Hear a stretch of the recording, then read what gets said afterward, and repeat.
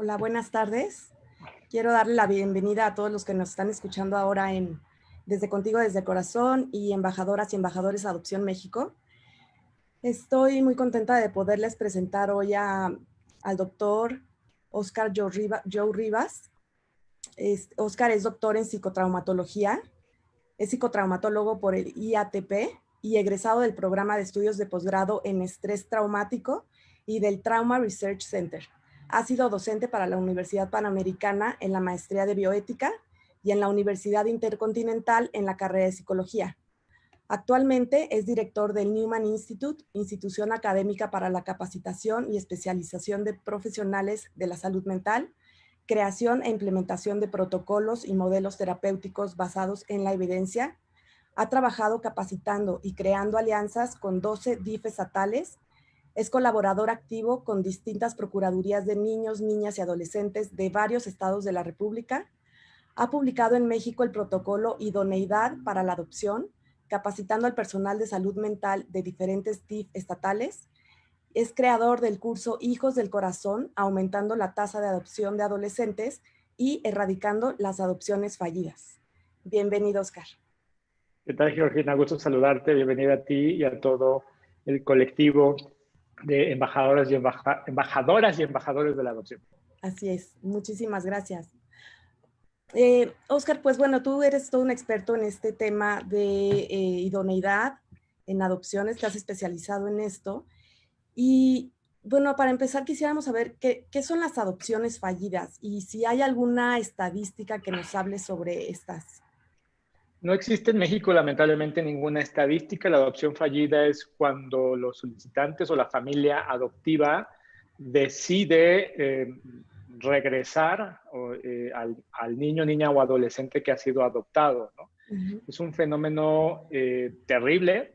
Para mí debería ser inclusive considerado un delito. ¿Por qué? Porque estamos revictimizando y traumatizando a un niño, niña o adolescente que si de por sí ya estaba en una condición de abandono, de institucionalización. Y es un fenómeno que observamos nosotros que en México iba un poco en ascenso y no hay ninguna institución en México, de hecho, ninguna procuraduría de niñas, niños y adolescentes publica oficialmente este tipo de datos, ¿no? Sin embargo, pues por las colaboraciones que nosotros tenemos con diversos DIF estatales, pues a veces nos enteramos de estas situaciones, ¿no? Y sobre todo porque lo principal es que se le busca dar una atención en la salud mental al niño, niña o adolescente que es víctima de este tipo de retraumatización, como es una adopción Exactamente, eso es lo que quería preguntarte. ¿Cuáles son las repercusiones que hay en el niño que es reintegrado a la institución? Y también debe haber repercusiones en los padres y en la institución misma, ¿no? Sí, bueno, aquí principalmente la prioridad siempre va a ser la atención del niño o adolescente, ¿no? Es grave porque de por sí todo niño que está sujeto a adopción, todo niño que está institucionalizado, tiene altos síntomas de trauma psicológico. Va a sufrir algo que se le llama el trastorno traumático del desarrollo, que es de alguna manera un diagnóstico muy especializado que los expertos autores en el tema de trauma han creado o han ayudado a diagnosticar, porque la mayoría, estos ya son datos de DIF nacional, aproximadamente entre 34 y 40% de los niños que están en una institución ya presentan síntomas de alguna enfermedad psiquiátrica. Un niño que ha sufrido abandono, este es como un mito entre los papás, ¿no? A veces los solicitantes de adopción no son como muy conscientes de que un niño que va a ser adoptado, aún venga, muchos papás dicen, yo adopté a mi hijo prácticamente desde que nació, o sea, casi desde la sala de partos y me lo dieron a mí y entonces no va a tener ninguna repercusión. Bueno, lo que la evidencia de investigación muestra que eso es falso, porque evidentemente sí existe algo que se llama el trauma preverbal, ¿no? Vi que hace una semana estaba contigo una especialista en trauma que que es amiga de nosotros y que conocemos, que es Montse la Pastora. Ella, como una especialista en psicotrauma, sabe y conoce cómo sí puede existir este fenómeno que se llama el trauma preverbal. Y el punto es eso, que muchos de los solicitantes de adopción a veces o no se les informa o no tienen el conocimiento o la concientización clara de cuál es el estado de salud mental de un niño, niña o adolescente que es sujeto a adopción. Ok. Y además se retraumatiza, ¿no? En el momento de que se regresa a la institución. Exactamente, eso es lo grave. Que si fíjate, el miedo más grande que tiene un niño, niña o adolescente que ha sido adoptado, sobre todo cuando ya tiene conciencia arriba de los 3 años, 4 años, siempre uno de los problemas de la integración en la adopción va a ser ese, porque el niño tiene miedo y el terror más grande que va a tener es ese, a que lo regrese, a que los papás, el niño hacer algo malo y lo regresen. Las estrategias clásicas, por ejemplo, de parentalidad, ¿no? Las que te da cualquier psicólogo, cualquier escuela para padres, muy en concreto con los niños que han sufrido un pasado traumático, como los que son sujetos a adopción, no funcionan. ¿Y no funcionan por qué? Porque justamente el trauma genera un daño al cerebro y al cuerpo del niño. Entonces el niño va a tener reacciones fisiológicas que no puede controlar, ¿no? Son explosiones, son situaciones difíciles, ¿no? Cuando yo escucho a algún papá con algún niño con trauma, siempre es la situación de dificultad, oye, es que a este niño de repente lo regañamos por algo mínimo y explota, ¿no? Y tiene unas explosiones que van mucho más allá, o tienen conductas que a veces a los papás les asusta un poco porque no saben cómo manejarlo. Pero no hay nada malo con el niño. Aquí yo siempre digo que el enemigo a vencer es el trauma.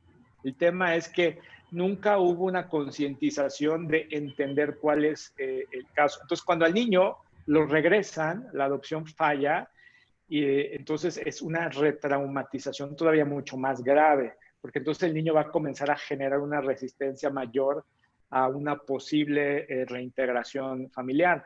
Y pues a final de cuentas, aquí lo más importante de este tema es que la adopción no se trata de que los papás tengan un hijo. La adopción se trata de que un niño tenga el derecho a vivir en una familia. Exactamente, que es el bienestar superior del niño, ¿no? Lo que se está defendiendo. Sí, así es. ¿Y qué es exactamente el certificado de idoneidad? Que se habla mucho de él y todos los padres adoptivos necesitamos tenerlo para poder adoptar. ¿Qué es? Pues mira, fíjate que cuando hace nosotros 3 años que empezamos a trabajar en esta área, nos dimos cuenta que un elemento clave para justamente que no existieran adopciones fallidas era la determinación de la idoneidad, ¿no? Y la gente cree que la idoneidad tiene que ver con capacidades, somos una buena familia, somos buenas personas, somos seremos buenos padres en el futuro, ¿no? Y no tiene, o como buscar lo mejor que posible, y no tiene nada que ver con eso. La idoneidad en sí misma, de hecho, de la raíz etimológica me gusta mucho, la idoneidad significa ser suficiente, ¿no? Eres suficiente para hacerte a cargo de una niña o niño o adolescente que no tiene una familia. Y entonces lo que nos dimos cuenta que en México nadie sabía cómo determinar la idoneidad. O sea, cada estado lo hacía como podía, como quería, a manera como los psicólogos más o menos entendían qué significaba ser un buen papá, qué habilidades se tenían que tener para poder, no sé, poner límites, crianza, buenos valores, y todas esas circunstancias eran como muy subjetivas. No había un proceso objetivo. El doctor Bermejo, Casalilla y Romero, que son los autores del mismo estudio psicométrico, que es el más famoso que se utiliza en el mundo para este tema, que es el famoso CUIDA, ellos mismos decían que utilizar el CUIDA es insuficiente. No es una prueba suficiente como para decir que alguien es idóneo. Y entonces lo que hicieron fue crear un protocolo de manera objetiva para poder decir, estas son las cosas que vamos a observar, estas son las cosas necesarias. Si existe estos como prerequisitos, vamos a poder. Entonces, nosotros lo que hicimos fue publicar acá en México este protocolo de idoneidad, estandarizándolo con pruebas objetivas, ¿no? Con pruebas psicométricas que no solamente utilizan la parte proyectiva, sino la parte objetiva, para que los terapeutas pudieran tener como una estandarización de, existe estos 4 elementos, por lo tanto, esta pareja es idónea. No existen, no es idónea quizás en este momento. Y esto lo que justamente garantiza, una de las cosas o uno de los beneficios es que se garantiza que se erradican las adopciones fallidas.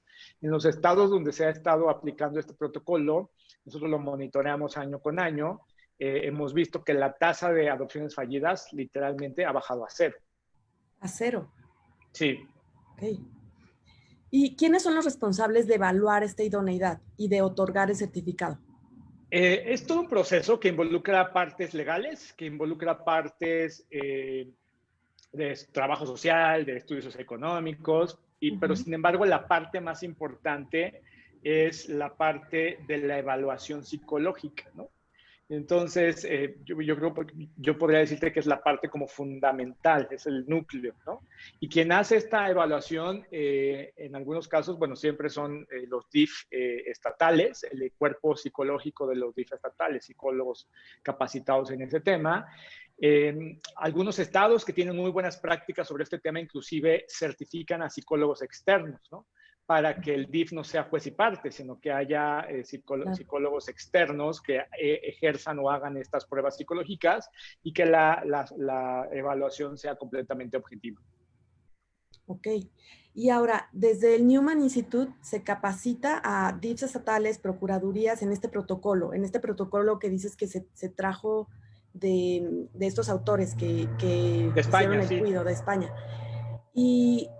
¿Y qué beneficios? O sea, bueno, ya nos dijiste más o menos los beneficios de este protocolo, pero el Newman Institute lo que hace es capacitar a estos, pero no está en todo el país aún. ¿Está en algunos estados?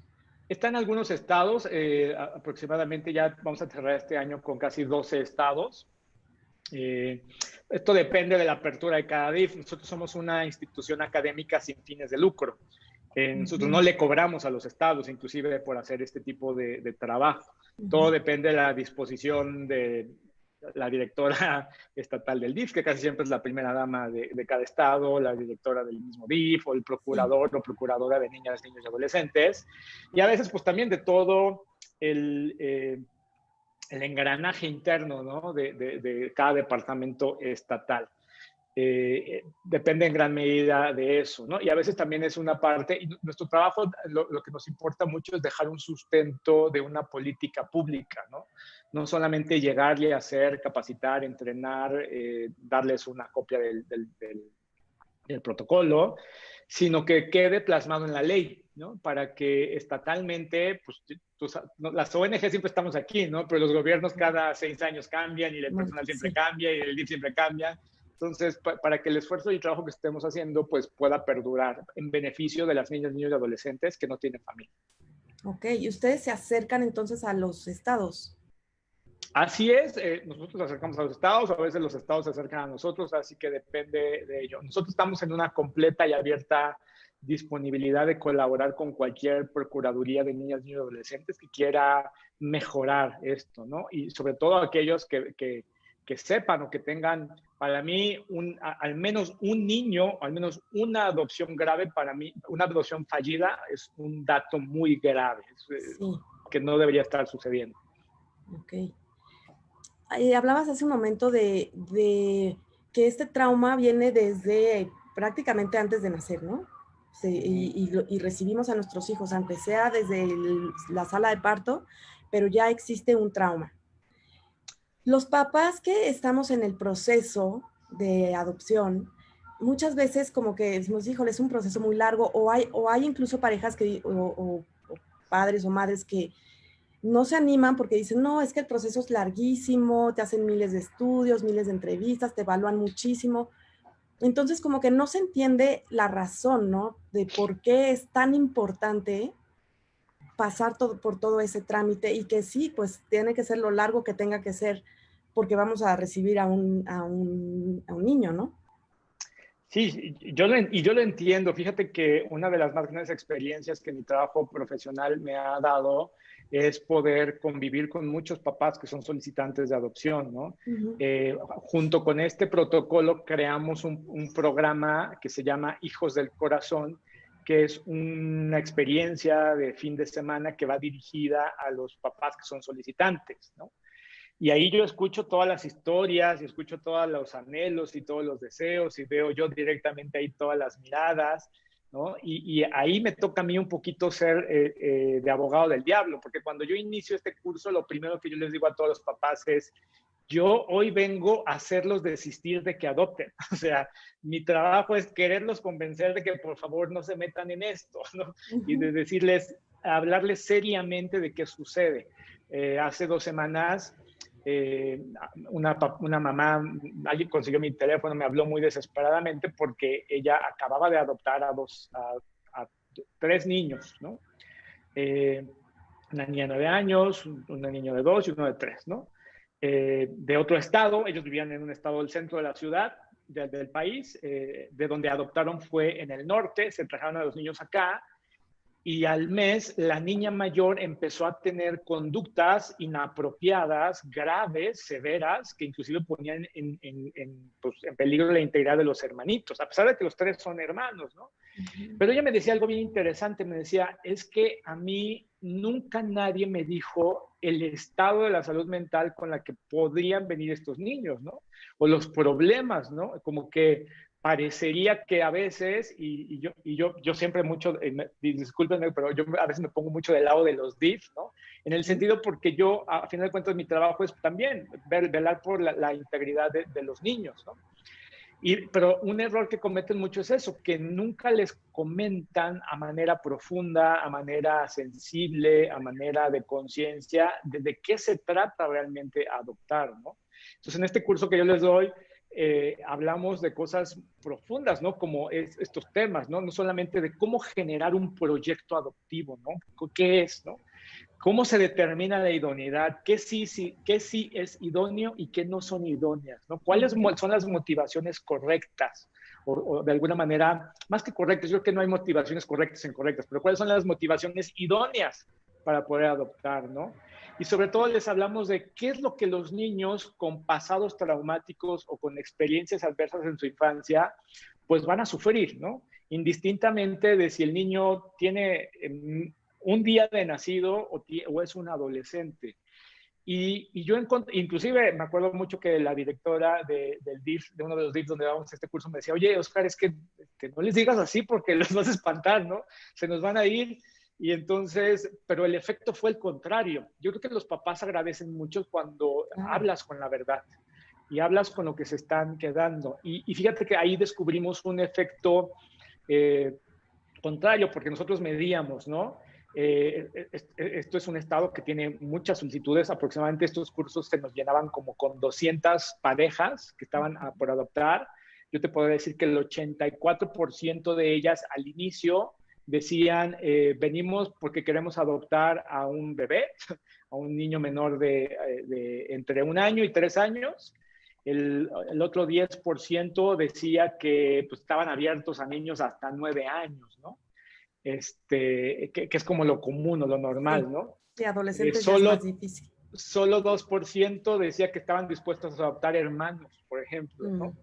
Y nosotros medimos cómo al inicio de este curso y al final hacíamos como la misma prueba y al final las personas, un 68% decían que estaban abiertas a adoptar a un niño a mayor de 12 años, ¿no? 12, 14 años, ¿no? Y no se quedó en el discurso, porque en este estado pues comenzó a pasar eso. Comenzó a haber adopciones de adolescentes, ¿no? Que es algo muy raro y muy particular. Sí. Pero eso pasa cuando ayudas a que los papás quiten el foco de mí, de mi problema, de mi solución, que es muy válido, y yo soy muy empático con todos los papás que buscan ser papás vía la adopción, pero cuando volteamos a entender realmente el problema y darse cuenta de que, oigan, pues es que el DIF no es un Walmart de bebés, o sea, y de los niños que están en las casas hogares, no, porque siempre escucho cosas de que, ay, pobre, o sea, qué malos son del DIF, nosotros que queremos adoptar a todos los niños y no nos dejan porque son trámites engorrosos, porque se tarda mucho, ¿no? Yo cuando escucho activistas que dicen, vamos a mejorar la adopción, lo que hay que hacer es quitar todos los trámites engorrosos. Cuando escucho eso, digo, es alguien que no sabe de adopción, es alguien que no tiene idea de qué está metido. Porque sí, yo tengo conocimiento de DIF estatales, donde hoy, hay alrededor de 454 niños viviendo dentro de la institución, pero solamente 2 de esos 454 son sujetos a adopción. Esos 2 que son sujetos, uno tiene 16 años y la otra niña tiene 9 años y tiene una discapacidad. Entonces ya no la quieren, ¿no? Sí, su porcentaje de posibilidad para ser adoptado es muy, muy bajo. Exacto, pero yo creo que cuando hay una sensibilización a los solicitantes de la realidad, de lo que realmente la adopción no es y de lo que realmente sí es, que es la oportunidad de darle una familia a estos niños, ¿no? Casos como este que te estoy contando. Oye, ahorita que mencionabas que hay ciertas características de la idoneidad que se muestran, por ejemplo, las motivaciones, etcétera. ¿Nos puedes dar algún ejemplo? Sí, claro. Por ejemplo, algo que nosotros siempre buscamos es la expectativa, ¿no? La expectativa de que los papás tienen, que están buscando, ¿no? Cambiar esta mentalidad de adquisición, porque el papá siempre tiene esta mentalidad de adquisición, de yo elegí venir a adoptar un niño, entonces el niño va a ser de mi propiedad. Entonces, por favor, necesito que usted me dé garantías de adecuación, ¿no? O sea, que me tiene que decir, el niño me tiene que decir mamá desde el día 1, ¿no? Se tiene que parecer a mí, que sea de nuestro mismo tono de piel y de ser posible que sea bebecito, ¿no? Y que haya una garantía de resultado. Es decir, que el niño se adecue, que asentamos ese famoso clic, ¿no? Que ese clic es un mito que a veces los papás traen, ¿no? Es que necesitamos hacer clic con el niño, ¿no? Y a veces por eso los papás dicen, podemos ir a la casa, al centro de asistencia social, a ver niños para ver con cuál hacemos clic. Pues no es, no es una pasarela de niños, claro, ¿no? Y por favor quiero que sea rápido porque yo no tengo tiempo para andarme metiendo en trámites, ¿no? Yo a veces lo digo un poco de broma y no, porque le digo a los papás, ustedes tienen toda la paciencia del mundo para ir a hacer un trámite como para comprar una casa, para sacar la visa, para comprar un auto, y son trámites que a veces son engorrosos, pero cuando se trata de la vida de un ser humano, ahí sí es que sea rápido, ¿no? Y luego que haya una legitimidad en exigir resultados. Ay, pero ¿por qué no me contesta el DIF? ¿Y cuándo me van a dar? Porque ya me urge, yo ya quiero, se me está pasando el tiempo, quiero a mi hijo. Esta mentalidad es una mentalidad de adquisición que lo que hace es cosificar al niño adolescente, lo convierte en un objeto, ¿no? Lo convierte como si fuera una mercantilización de ello, ¿no? El protocolo de idoneidad lo que busca es una mentalidad justamente que es más reflexiva, en donde en lugar de tener una elección, la familia viene y dice, oye, yo me ofrezco, vengo a ofrecerme a ser la familia adoptiva de un niño que no tiene familia, ¿no?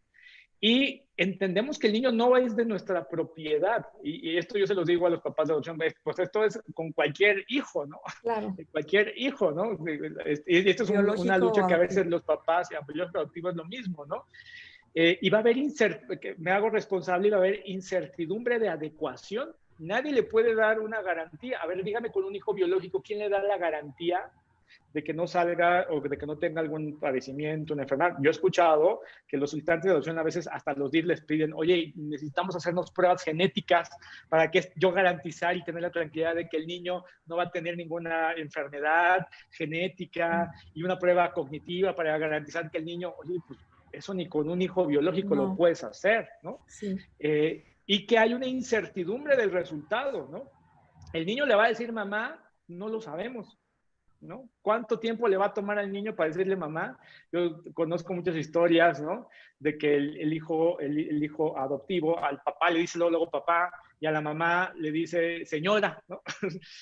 ¿Cómo está señora? Y la mamá se enoja mucho porque no le dice mamá, ¿no?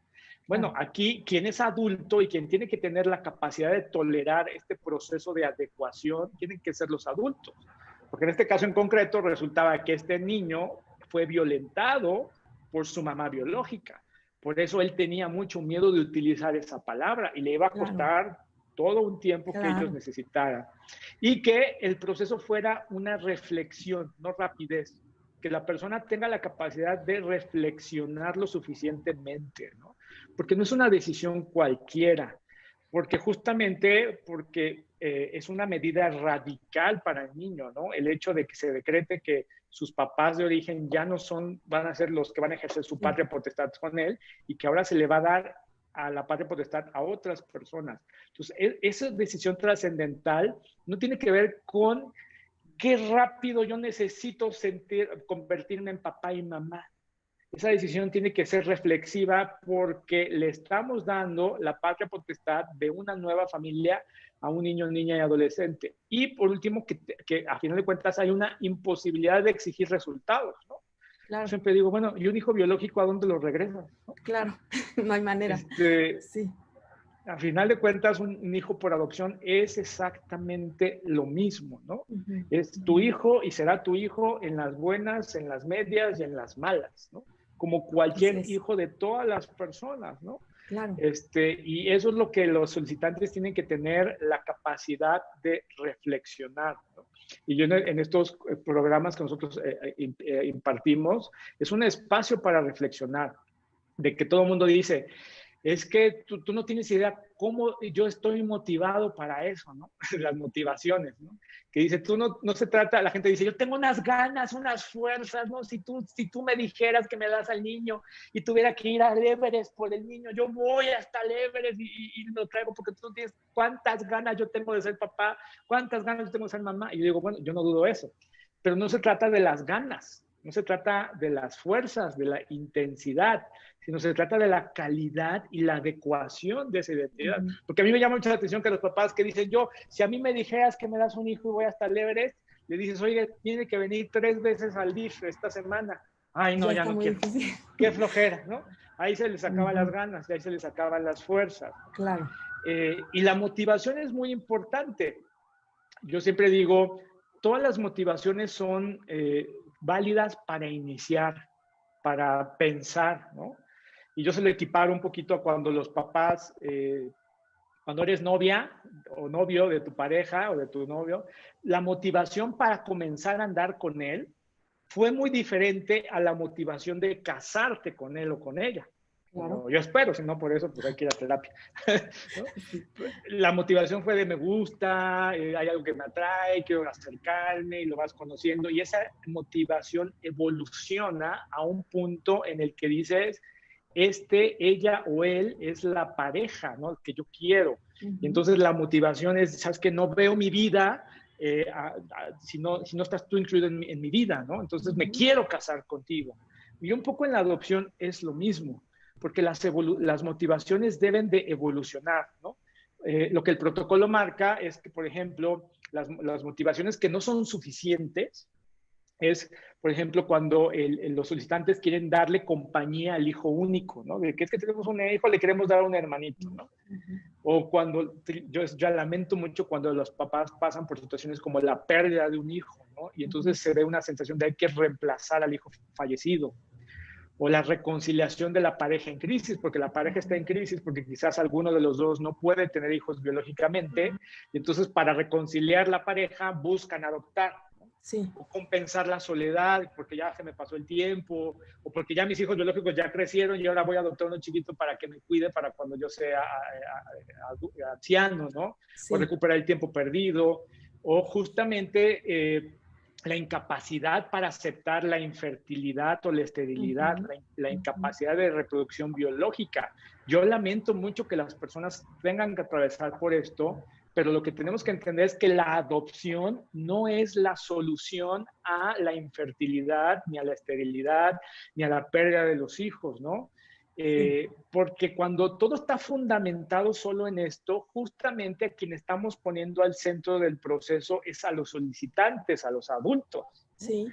vuelvo a repetir, estas motivaciones son válidas para iniciar, para averiguar, pero no son suficientes para sustentar un proyecto de adopción. Y la motivación que es más común es que todo el mundo me dice, es que tú no sabes cuánto amor yo le voy a dar a ese niño, ¿no? Pobrecito niño que está ahí encerrado en la institución, ¿no? Yo le voy a dar, tengo tanto amor para darle, mira, yo hasta por donde yo paso, sale miel, ¿no? Se me derrama la miel del amor que tengo. Y yo digo, pues qué bonito, que no lo dudo, no lo pongo en tela de juicio eso, pero con el amor no basta. No el basta. amor no es suficiente. Y esto lo dice el doctor Casalilla, el autor del Cuidado, ¿no? Decir, hay que darnos cuenta que el amor en sí mismo es un requisito, pero no es suficiente específicamente por estos niños que van a ser un reto muy particular. Porque vuelvo a repetir, van a ser niños que tienen una salud, un estado de salud físico y mental muy peculiar, que algunos al inicio no se va a demostrar, sobre todo si el niño fue adoptado a edad muy temprana, primer año de vida, menos de 6 meses, año y medio, parecería que se desarrolla como cualquier otro niño, pero cuando llega a la adolescencia, o después de los 9 años de edad, dice, algo le pasó al niño, ¿no? Porque es como que había una bomba de tiempo dentro de él y ahora no sabemos cómo hacerlo. Sí. Y justamente por eso es que siempre se va a buscar que los papás busquen un poquito ese requisito. Y lo último que los papás siempre voltean a ver es que la idoneidad, cuando a alguien se le dice que es no idóneo, la idoneidad no es equivalente a salud mental, ¿no? O sea, sí, existen pruebas psicométricas para algo, sí. y aunque es un prerequisito, tampoco la idoneidad no significa que haya o no haya psicopatología. Eso es solamente una de las cosas que vamos a ver. Entonces, el protocolo lo que hace es no solamente darnos las pautas de las motivaciones, las expectativas. Yo digo, la motivación y la expectativa, esas sí las tenemos que poner. Las aptitudes de ser papá, nadie lo es. O sea, los buenos papás solamente existen en el PowerPoint, ¿no? Ahí nada más. Pero la aptitud se puede enseñar, se puede aprender, ¿no? La motivación y la actitud que los papás tienen, eso sí, pues vamos a ver. Y entonces, eso es lo que nos hemos dado cuenta, ¿no? Siempre que yo conozco de algún caso de adopción fallida, siempre yo pido que me dejen ver el expediente, ver cosas, y es evidente que desde el inicio a los que hicieron la evaluación se les pasaron varias cosas, pero a veces es por un poco, pues, negligencia profesional, en el sentido que no saben, ¿no? No tienen la capacitación o el conocimiento adecuado de este tema. Y la realidad es que ningún psicólogo es especialista en adopción, ¿no? En esto, vamos más lejos. Ningún psicólogo es especialista en temas de trauma psicológico, es algo que no se ve en la carrera. Y el conocimiento que tenemos sobre trauma psicológico es un conocimiento muy reciente, de los últimos 15 a 25 años para acá, en donde sí existe una solución. El trauma psicológico tiene curación, ¿no? Yo lo veo mucho en los DIF estatales, cuando en los centros de asistencia social. Algo que también nuestra institución hace mucho es la capacitación para crear protocolos que propugnen por el bienestar mental de los niños mientras están en un centro de asistencia social. Sí. Porque pasa un fenómeno bien extraño, que el solo entrar a un centro de asistencia social es un trauma para el niño. Claro, desde la separación, ¿no? Desde la separación de su familia biológica. Y luego el ingreso a la institución. Exactamente. Entonces, te decía, no todos los psicólogos saben cómo tratar esto, y muchas veces no todas las corrientes psicológicas lo conocen, pues porque muchas de las corrientes clásicas de la psicología pues son del siglo pasado, y el conocimiento de psicotraumatología prácticamente es nuevo, son de los últimos 20, 15 años que podemos como ayudar, ¿no? Sí. Porque fue una de las otras cosas que vimos. Sí, o sea, si adoptar a un niño con un pasado traumático, la dinámica es difícil, lo entiendo, es muy difícil, requiere una especialización. O sea, no cualquier escuela para padres, es como una escuela para padres muy especializada, ¿no? Pero entonces también podemos trabajar en promover la salud mental del niño, niña y adolescente que tiene un pasado traumático, para que esta integración no sea tan compleja para él, ¿no? Exacto. Que Ahora, una vez más. Sí. Sí, te escucho. No, bueno, ahorita que dices que a los niños los preparan como para poder estar en la institución, ¿no? Para trabajar este trauma. También creo que nosotros como padres, claro que esto es muy nuevo, ¿no? Como lo dices. Y a muchos ya nos tocó irlo viviendo, pues conforme se iba presentando, ir estudiando como se iba presentando. Y a las familias que ya estamos conformadas, pues hemos empezado a estudiar el trauma, pero ya con nuestro niño dentro de nuestra familia, ¿no? Y entonces ahí vamos poco a poco. Pero las familias que se están postulando, que están preparando para adoptar, también debería de haber algún curso, algún protocolo sobre trauma, ¿no? Para que ya lleguen con más conocimiento de lo que sí se van a enfrentar, porque se enfrenta uno a esto, como tú dices, bueno, por ejemplo, mi hija llegó de muy chiquita, de mes y medio, y fue en la adolescencia donde empezó a salir todo esto. Pero yo en mi consulta veo familias que reciben niños de 5 o 6 años y ya vienen con comportamientos que sacan mucho de contexto a los papás y dicen, ¿qué está pasando? ¿Por qué hace esto? ¿Por qué lo otro? Vienen luego diagnósticos erróneos de parte de psicólogos también, que no se especializan en el trauma y entonces se diagnostica al niño con otra situación, ¿no? Y Sí, entonces es muy común. Sí. Es muy común que a los niños me los diagnostican con trastornos oposicionistas, como con bipolaridad pediátrica, trastornos de déficit de atención e hiperactividad, Sí. y toda una gama de cosas que en realidad no son, ¿no? A mí cuando ya me cuentan, y esto es el pan de cada día mucho en los centros de asistencia social, es que ya fuimos con el paidopsiquiatra, es que ya fuimos con el neuropsicólogo, es que ya fuimos con etcétera, etcétera, y está medicado, y aún así hace esto. Claro, porque hay una falta de diagnóstico acertado. Por eso es que el trastorno traumático del desarrollo va a venir a ser un diagnóstico. Este diagnóstico fue creado o ha sido desarrollado en los últimos 20 años con investigación estadística seria por el Trauma Research Center, presidido por el doctor Bessel van der Kolk, que es uno de los expertos a nivel mundial sobre el tema de trauma psicológico. Y él estaba particularmente interesado en el tema de la niñez, ¿no? Y justamente este diagnóstico encajaba perfectamente en el estado de salud mental que tenían los niños, niñas y adolescentes en instituciones, ¿no? Este diagnóstico está en un proceso para que pueda ser incluido en el DSM-6, que es el manual de diagnóstico de enfermedades que rigen a la salud mental. Nada más que este DSM-6 hay un problema grave, que este DSM-6 está regido por casi mucho políticamente por el tema del pago de seguros médicos, ¿no? Entonces siempre hay una resistencia a integrar un nuevo diagnóstico, porque integrar un nuevo diagnóstico significa una nueva categoría de personas, significa lana que hay que pagarse, ¿no? Claro. Entonces es una crítica que el doctor Bessel van der Kolk le hace mucho al DSM, pero que es parte del proceso y que a final de cuentas los terapeutas que se entrenan en trauma psicológico y que entrenan a aprender este tipo de diagnósticos son los que son capaces de dar solución a esta sintomatología que estos niños presentan. Ok. Y me dices que en el Newman Institute tienen el curso de Hijos del Corazón que busca aumentar las adopciones de adolescentes, pero también tienen un proyecto para apoyar a los adolescentes que no van a ser adoptados, que ya no tuvieron esa oportunidad, y se les ayuda a reintegrarse a la sociedad al cumplir la mayoría de edad, ¿no? Que tienen que salir de la institución. Sí, yo creo que eso es el drama más grave y yo siempre lo he dicho, ¿no? El hecho que haya un adolescente de 16, 17, 8 años que nadie quiso ser su familia, creo que eso habla mal de nosotros como sociedad. La sociedad le ha fallado a esos niños, ¿no? Sí.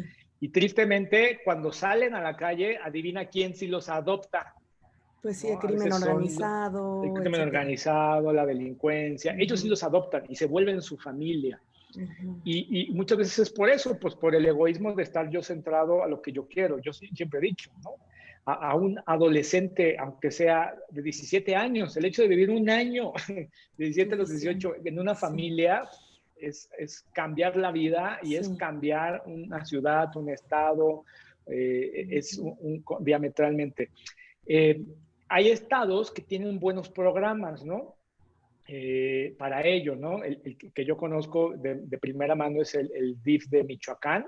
Tiene un programa que se llaman Casas de Transiciones, en donde a los adolescentes se les enseña eso, a transicionar a la vida autónoma y que no sean dejados fuera. A veces los niños que viven en una institución, pues viven como en una prisión, ¿no? O sea, nunca salen de la casa, no tienen autonomía, y en el DIF de Michoacán tuvieron una muy buena iniciativa de poder pues abordar. Hay instituciones que trabajan esto.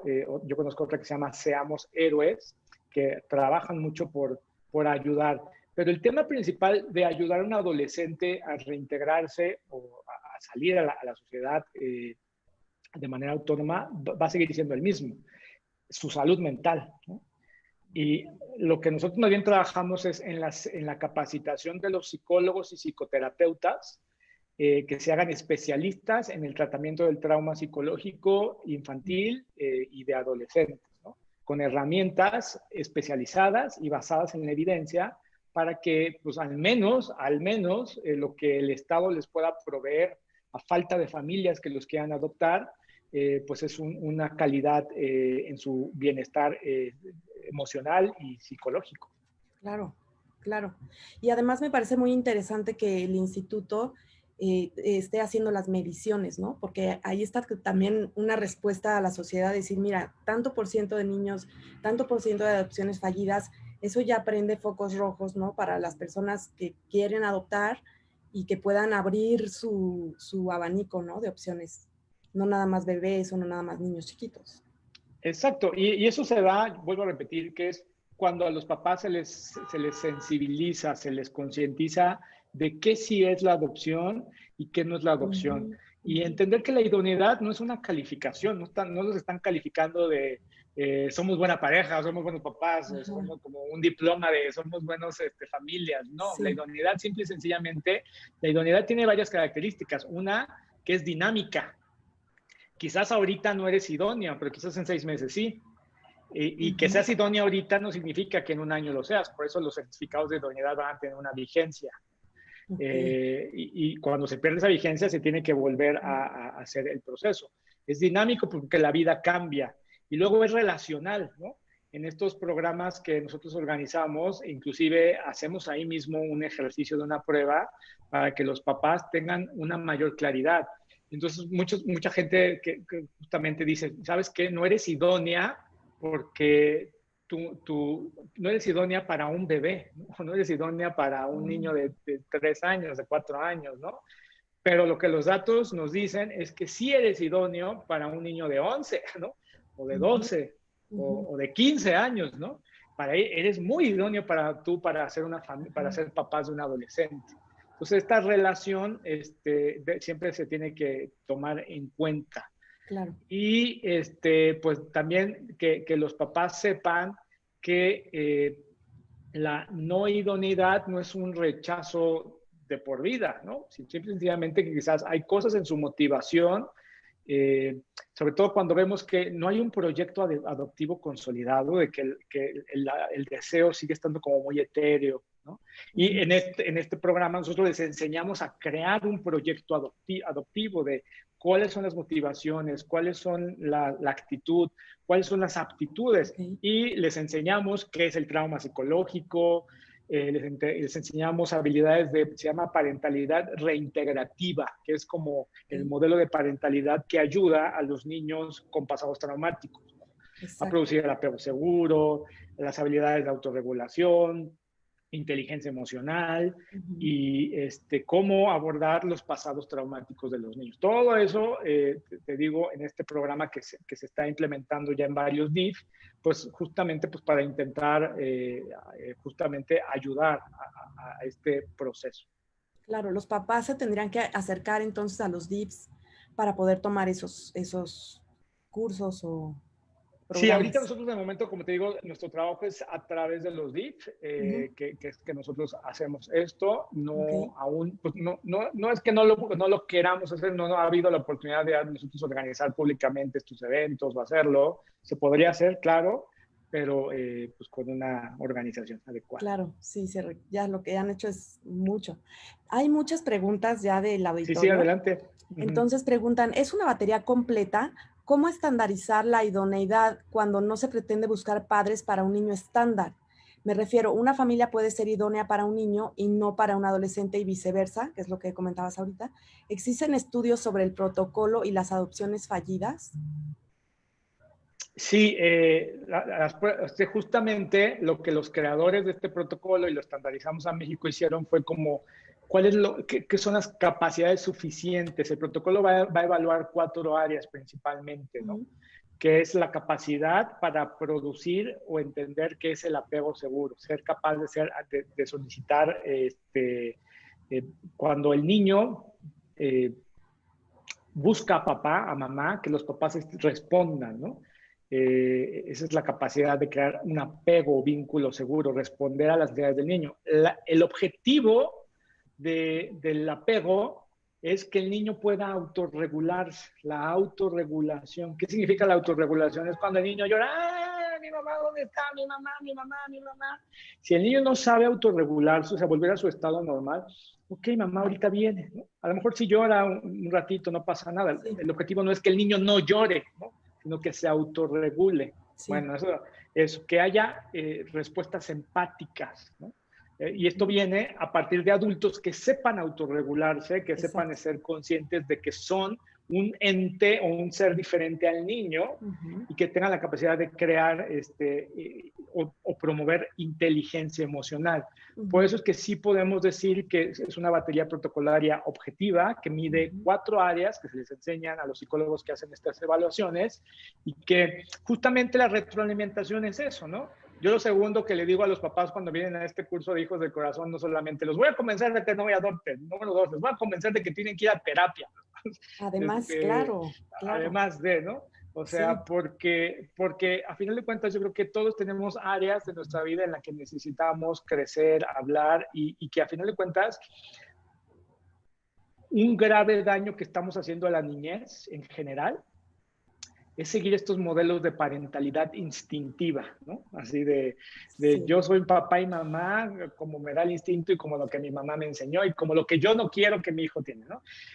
A mi hijo no le va a pasar lo mismo que a mí me pasó, ¿no? Esos modelos de sí, parentalidad terminan siendo muy dañinos para los claro, niños. sí.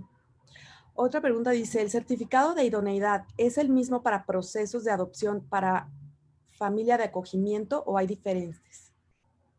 Son diferentes, depende del estado, al menos los estados donde nosotros estamos trabajando para que sea un certificado homologado, ¿no? Ujú, Porque justo en los estados donde ya tenemos estados donde el mismo protocolo de idoneidad, el mismo protocolo de idoneidad es el mismo para la adopción o para sí, el acogimiento familiar, porque evalúan las mismas áreas. En algunos evaluación. estados lo van a aceptar, sí, en otros estados, pues depende del estado donde se haga la solicitud. Ujú. Preguntan si en Tamaulipas ¿están ustedes? Estamos en Tamaulipas, de Están en hecho, Tamaulipas.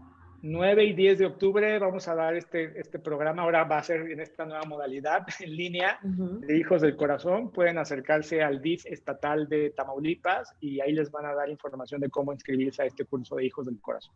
perfecto. Preguntan, ¿los padres se pueden preparar para presentar los exámenes legales o psicológicos para probar la idoneidad? Pues legales tienen que hacer, yo creo que lo que tienen que hacer es asesorarse y la preparación, sí, de alguna manera este programa que te cuento sirve como eso, como una preparación, ¿no? De saber qué es. Yo ahí les explico inclusive cada prueba, qué les van a preguntar, por qué. No es que les digamos qué contestar, porque nadie les puede decir qué es. Las pruebas no son de calificación de aprobatoria o no aprobatoria, es para darnos una radiografía de quién es la persona, simple y sencillamente, ¿no? Ujú, Para saber qué sucede dentro de sí, qué cualidades sí tiene, cuáles no, cuáles necesita ayuda, ¿no? Muchas veces los psicólogos que se certifican con nosotros saben que, oye, el papá quizás este papá salió como que es, no sé, déjame decirlo así en términos coloquiales, ¿no? Como muy seco, como que no contesta a las llamadas del niño. Pero hay otras pruebas que nos indican que al menos sí tiene los requerimientos suficientes para ser decretado idóneo. Pero eso se le puede enseñar, ¿no? O se le puede hacer recomendaciones de, oye, este niño que le vamos a dar, o que puede ser su hijo adoptivo, va a buscar mucho afectivamente a papá, a mamá, ¿no? No va a requerir demasiado, ¿no? Es importante que usted quiera trabajar esta área de su vida para justamente evitar un daño al niño y una inarmonía en la familia, en la dinámica familiar. Claro, claro. Entonces es una preparación muy grande desde antes, ¿no? Desde antes de trabajar los duelos, de trabajar mi historia personal como para poder ser papá y que no choque con la historia de mi hijo, ¿no? Para poder acompañarlo mejor. Sí, sí, exactamente. Otra persona pregunta, ¿Jalisco está dentro de los estados capacitados? Laboro en la Procuraduría del municipio de Tonalá y me gustaría capacitarme más en este tema. ¿Cómo puedo contactarlos? No, con Jalisco no tenemos ningún tipo de convenio ni ningún tipo de colaboración. Lo que puedes hacer, si eres psicoterapeuta, nosotros vamos a tener una certificación que es justamente para psicólogas, trabajadoras sociales y personal de Procuradurías de Niños y Adolescentes la pueden tomar. Ahí vamos a ver a fondo todo lo que les digo, cómo se determina la idoneidad, cuál es el protocolo, cuáles son los 4 componentes que se tienen que buscar, cuáles son las mejores pruebas protocolarias que existen en México para poder medir cada uno de estos 4 componentes. Este entrenamiento va a ser en línea y lo vamos a tener ahora en septiembre. Si a alguien le interesa, te puedo pasar el link para que se lo pases. Perfecto. Perfecto. Aquí está ya. Lo voy a poner en los comentarios. Preguntan, con la experiencia que tienes sobre la idoneidad, ¿consideras que los padres biológicos deberían prepararse y aprobar también las pruebas de idoneidad para tener un hijo? Eso yo lo digo en este curso, digo a manera de broma, digo, si yo fuera presidente de este país, lo primero que haría es recojo a todos los niños de sus papás biológicos y les digo, no se los voy a dar hasta que me pasen las pruebas de idoneidad, porque si no solo les van a hacer daño, ¿no? Por eso después tenemos adultos que hacen cada barbaridad. Suena de broma, es broma obviamente, pero sí, yo le digo a los solicitantes de adopción, ustedes se vieron los han orillado a prepararse mejor. Pero esto es una obligación de todos los papás, ¿no? Debería de ser. De ser mejor personas, de ir a terapia, de buscar ayuda, de aprender cómo lidiar con las circunstancias de la vida que a veces se tienen con las familias. Sí. Coincido mucho con eso. Otra persona, más o menos ya lo has explicado, Pedro, dice, con la respuesta que arroja tu protocolo de idoneidad, ¿se le brindan herramientas para trabajar a las familias para poder cambiar el resultado? ¿O simplemente se basa en un rechazo, aceptación, dado que quizás sea un proceso de luto, falta de conocimiento de algún tema, etcétera? Sí, siempre se tiene que dar una devolución a los solicitantes, una retroalimentación de esto es lo que estamos observando, deberían de cambiar, o inclusive en la misma dinámica, ¿no? De lo que observamos es de que quizás ustedes son idóneos para un adolescente, para un niño más grande, qué tan abiertos o no están, ¿no? El hecho que la familia, inclusive de inicio, el solicitante sea muy cerrado, muy rígido en su deseo de adopción, en sí mismo ya nos va a decir que no son muy idóneos, ¿no? O esos solicitantes que son a veces como muy demandantes de que casi vengo y me planto enfrente del DIF y saco mantas y hago escándalos en el periódico, porque a mí me dan un niño, porque me da... Bueno, ya son cosas que o sea, esto a mí me habla de que no es una persona idónea para la adopción, ¿no? O sea... Preguntan que si la edad también influye en la idoneidad. No. De hecho, el protocolo no hace ningún tipo de discriminación ni por situación de estado de vida, ¿no? De edad, de condición socioeconómica, ¿no? En absoluto. También preguntan que si el curso de Hijos del Corazón es el mismo del decálogo de los Hijos del Corazón. No lo conozco yo, eso. El nombre, pues una de las directoras del DIF que nos invitó a crear esto nos lo dio, nos gustó y así se quedó, pero son temas diferentes. Hay otra pregunta que nos hicieron desde antes de empezar la Sí, sí, plática. adelante. Dicen, ¿qué nos puede decir de la idoneidad en las familias homoparentales en los procesos de adopción? Es lo mismo, a final de cuentas no tiene que ver nada con los solicitantes, no tiene nada que ver con la orientación sexual de los solicitantes. La adopción es un tema de darle una familia a un niño que no la tiene, es el derecho del niño a vivir en familia. Cuando lo hacemos un tema de los adultos es cuando entonces inclusive ya nos estamos dando cuenta que inclusive no son idóneos, ¿no? Por la razón que sea. Pero una vez más, cualquier familia, indistintamente de cómo esté compuesta, si pasa la solicitud, el protocolo de idoneidad, es idónea. Ok. Y preguntan, soy trabajadora social, estoy en Querétaro, me interesa certificarme, ya vamos a poner el link. Dice, ¿el tener una hija biológica me da menos posibilidades para ser idóneos para adoptar? No, al contrario. No quiero decir al contrario, a favor, pero no es un impedimento el tener otros hijos biológicos. Inclusive ni legalmente, ¿no? En ningún, que espero yo que en ningún estado, acordémonos que la adopción tiene una legislación estatal y entonces en cada estado cambia diferentemente, radicalmente. Ok. ¿El curso es solo válido para México o el protocolo puede servir para otros países? Pues mira, justamente por los buenos resultados que hemos estado teniendo, gente de una entidad similar al DIF en Costa Rica se ha estado acercando a nosotros. De hecho, se han estado capacitando psicólogos en Costa Rica, se llama PANI, que es como Procuraduría de Protección a los Niños, no sé exactamente las siglas, que es como el DIF. Entonces, de otros países ya han estado acudiendo con nosotros para capacitarse en temas de niñez y adopción.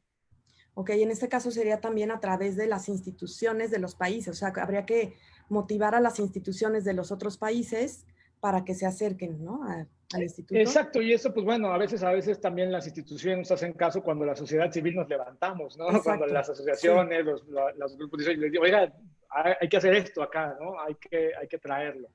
Sí, esta persona nos habla desde Chile. Ok. Entonces, bueno, sería, bueno, en Chile tienen también mucho sobre adopción, saben mucho, Sí, sí. y hay muchos protocolos, entonces sería, pues eso, ¿no? Que la sociedad civil presione un poco a las instituciones. Exacto. Dice, cuando el niño está en proceso de adopción, ¿es recomendable decirle al niño que son sus papás aun cuando no se concluye el proceso de adopción?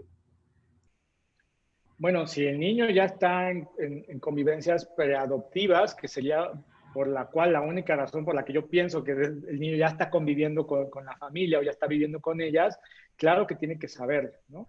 Y este siempre es un mito, ¿no? A mí me asombra cómo sigue siendo todavía un tema tan grande entre la población mexicana de querer ocultar el origen adoptivo del niño, ¿no? Un especialista y también que los papás tienen que aprender a lidiar con eso, ¿no? De que sí, hay una parte del niño, hay una parte del corazón del niño que quizás no va a ser 100% adoptado, ¿no? Hay una parte del corazón del niño que siempre va a estar pensando en la mamá biológica, en el Sí, papá biológico. Si los adultos no tienen la capacidad para tolerar eso, para sí, entenderlo y para dar ese espacio, pues entonces estamos hablando de adultos que no son idóneos para ese niño, ¿no?